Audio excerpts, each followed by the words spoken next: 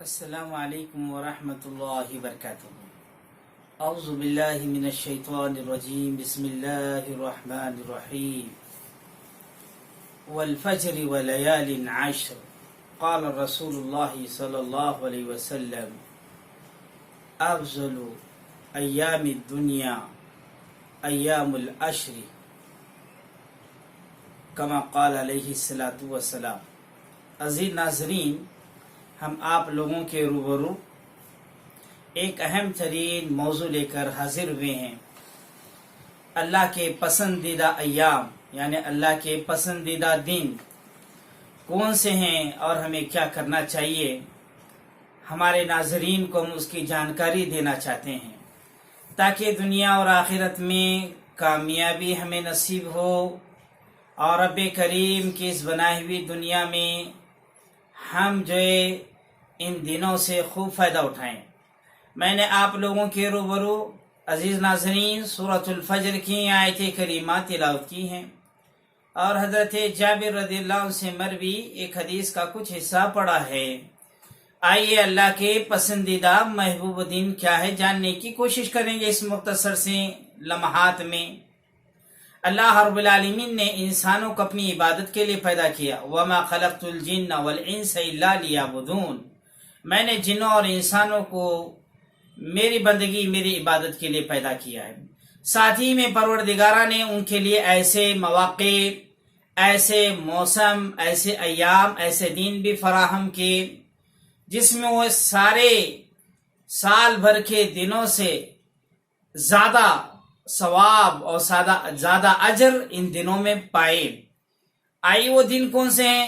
جیسا کہ رمضان مبارک ہیں، اسی طرح سے عرفے کا دن ہے، اسی طرح سے شب قدر ہیں، اسی طرح سے عشر ذی الحجہ کے 10 دن ہیں، بڑے بابرکت دن ہیں۔ آئیے اللہ کے پسندیدہ 10 دن ہیں، اس کے چند وجوہات ہیں، چند خصوصیات ہیں۔ پہلی خصوصیت یہ ہے کہ یہ برکتوں والا عشرہ ہیں، جیسے کہ اللہ رب العالمین نے قرآن کریم میں سورہ فجر میں فرمایا والفجر ولیال عشر، قسم ہے فجر کی اور 10 راتوں کی۔ اس سے مفسرین نے اکثر یہی دن مراد لیے ہیں۔ اور اسی طرح سے حدیث سامعین حضرت جابر رضی اللہ عنہ سے مروی اللہ کے رسول صلی اللہ علیہ وسلم نے فرمایا: دنیا کے سب سے افضل ترین دین عمل کے اعتبار سے، ہر اعتبار سے اللہ کو اگر کوئی ہیں وہ 10 ذی الحجہ کے دن ہیں۔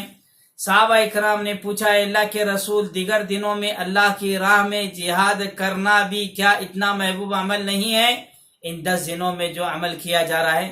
آپ نے فرمایا: ولا، نہیں، مگر وہ شخص جو اپنے جان سے مال سے نکلے اور جو کچھ لے کر نہ لوٹے یعنی اللہ کی راہ میں شہید ہو گیا، وہ آدمی ان دنوں میں کیے ہوئے عمل کے ثواب کے برابر پہنچے گا۔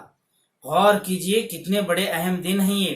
جان اور مال کو انسان قربان کرے گا تب جا کر اس کا مقابلہ کرے گا، ورنہ اس کا مقابلہ کوئی ایام نہیں کر سکتے۔ یہ بڑے افضلیت، بڑی اہمیت کے حامل دن ہیں۔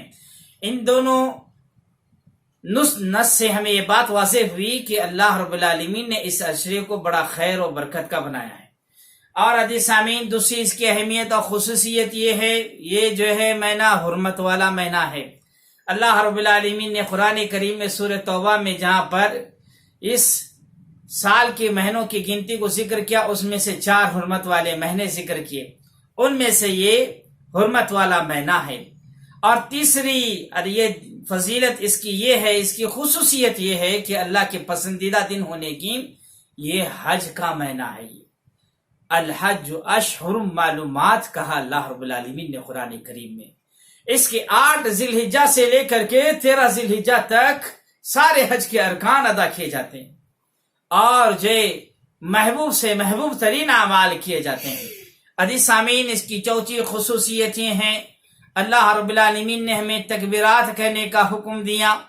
تکبیرات، حدیث سامعین، انسان تجھے اس کا عشرہ شروع ہوتے ہی تکبیرات کہتے ہیں، لیکن راجح قول کے مطابق 9 ذی الحجہ کے بعد سے ہمیں جو تکبیر کہنا ہے وہ جو ہے ہم سب کو جو 13 ذی الحجہ تک اللہ اکبر اللہ اکبر اللہ اکبر کی صدائیں بلند کرنا ہے، اور ایسے کلمات جو اللہ کو سب سے زیادہ محبوب ہیں، سبحان اللہ، الحمدللہ، اللہ اکبر، لا الہ الا اللہ کہنا ہے۔ آئیے عزیز سامعین، ان 10 دنوں کو ہم کیسے اپنی عبادتوں سے مزین کریں گے، مزید چند باتیں جاننے کی ہم کوشش کریں گے۔ اللہ رب العالمین کو یہ 10 دن اس اعتبار سے بھی محبوب ہیں، اس میں یوم عرفہ ہے۔ یوم عرفہ اللہ کے رسول نے فرمایا، اللہ رب العالمین یوم عرفہ میں جتنے بھی تمام لوگ ہوتے ہیں ان سب کو معافی کا فرمان اللہ جاری کرتا ہے۔ بعض جو روایتوں سے بات معلوم ہوتی ہے، آپ صلی اللہ علیہ وسلم، آپ سے پہلے انبیاء نے جو دعا کی، لا الہ الا اللہ وحدہ لا شریک لہ لہ الملک لہ الحمد وہو علی کل شیء قدیر، اور اسی دن اللہ کے رسول صلی اللہ علیہ وسلم نے فرمایا، اللہ سب سے زیادہ بندوں کو جہنم سے آزاد کرتا ہے۔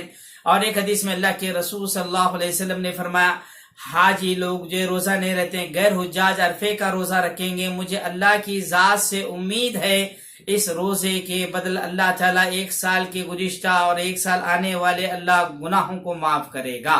عزیز سامعین، اس کی جو فضیلت، اس کی محبوب ہونے کی اہمیت اس اعتبار سے بھی ہے، یہ قربانی کا دن ہے۔ اس میں فَصَلِّ لِرَبِّكَ وَانْحَرْ، آپ اپنے رب کے لیے قربانی کیجئے، نماز پڑھیے۔ اور اللہ کے رسول نے فرمایا، اللہ رب العالمین کو اس دن اگر کوئی بھی عمل محبوب نہیں ہے سوائے یہ کہ قربانی کرے بندہ، خون بہائے، اور اس کے بعد والا دن۔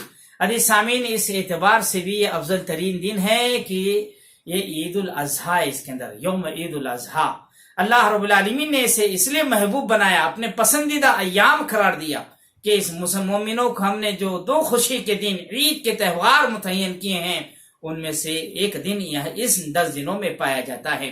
اور اس اعتبار سے بھی ان 10 دنوں کی خصوصیت ہے کہ عزیز سامعین، اللہ کے رسول صلی اللہ علیہ وسلم نے فرمایا، جو کوئی آدمی قربانی دینے کا ارادہ رکھتا ہے اور جس کے پاس قربانی دینے کی طاقت ہے، سکت ہے، ایسا شخص اپنے سر کے بال، اپنے ناخن، اپنے بغل کے بال، اپنے زیر ناف کے بال، کوئی بال نہ نکالے، اور جو یہاں تک کہ وہ قربانی کر لے۔ اس سے ہم 2 باتیں سمجھ لیں۔ بعض لوگ یہ سمجھتے ہیں جو شخص قربانی کرنے والا ہے اگر وہ ناخن یا بال نکال لیا تو اس کی قربانی نہیں ہوگی، ایسا کوئی نہیں ہے۔ امام ابن قدامہ المغنی میں لکھتے ہیں، کہتے ہیں اگر کوئی شخص ان 10 دنوں کے اندر جان بوجھ کر جو اگر اس نے بال ناخن کاٹ لیے تو اس نے گناہ کیا، اسے توبہ استغفار کرنا چاہیے، کوئی کفارہ نہیں ہے، اور قربانی ایک عمل ہے، اس پر کوئی اثر نہیں پڑے گا۔ اور دوسری اسی طرح کی بات ابن عثیمین رحم اللہ سے پوچھا گیا تو انہوں نے کہا اگر کوئی شخص جان بوجھ کر کاٹتا ہے تو توبہ استغفار کرے، اگر بھول کر کاٹتا ہے تو اس پر کوئی کفارہ نہیں ہے، وہ آدمی توبہ استغفار کرے۔ اور تیسری بات یہ بھی سمجھ لیں اس سے، جو شخص قربانی کرتا ہو اور جو شخص قربانی نہ کرنے والے ہوں، وہ سارے لوگ بھی اس کی عظمت کو مد نظر رکھتے ہوئے اپنے بال ناخن نہ کاٹیں۔ اور دوسری بات یہ بھی سمجھ لیں، بعض لوگوں کا یہ خیال، یہ نظریہ ہے جو شخص قربانی دینے والا ہے گھر کا وہی ایک فرد اپنے ناخن بال نہ کاٹے، ایسا نہیں ہے۔ جو قربانی کی جا رہی ہے سارے گھر کے افراد کی طرف سے کی جا رہی ہے، سارے گھر کے افراد بال ناخن کاٹنے سے باز آ جائیں۔ یہ جو ہے ان 10 دنوں کی خصوصیت ہے، ان خصوصیتوں کے بنا پر اللہ رب العالمین نے اس کو اللہ نے پسندیدہ محبوب ترین دین بنائے ہیں۔ بے شمار لوگ اس کو ضائع کرتے ہیں، اس کو ضائع نہ کریں۔ ہمارے اسلاف کرام ان کی بڑی اہمیت کرتے تھے، اس کا گھنٹہ، اس کا لمحہ، اس کے دن، اس کے رات بڑی فضیلت والے ہیں۔ رب کریم سے میں دعا کرتا ہوں کہ اللہ ان پسندیدہ دنوں کو اختیار کرتے ہوئے ہم سب کو اللہ اپنا پسندیدہ بندہ بننے، اپنے پسندیدہ بندوں میں اللہ شمار ہونے میں اللہ ہم سب کو توفیق عطا فرمائے۔ آمین۔ السلام علیکم ورحمۃ اللہ وبرکاتہ۔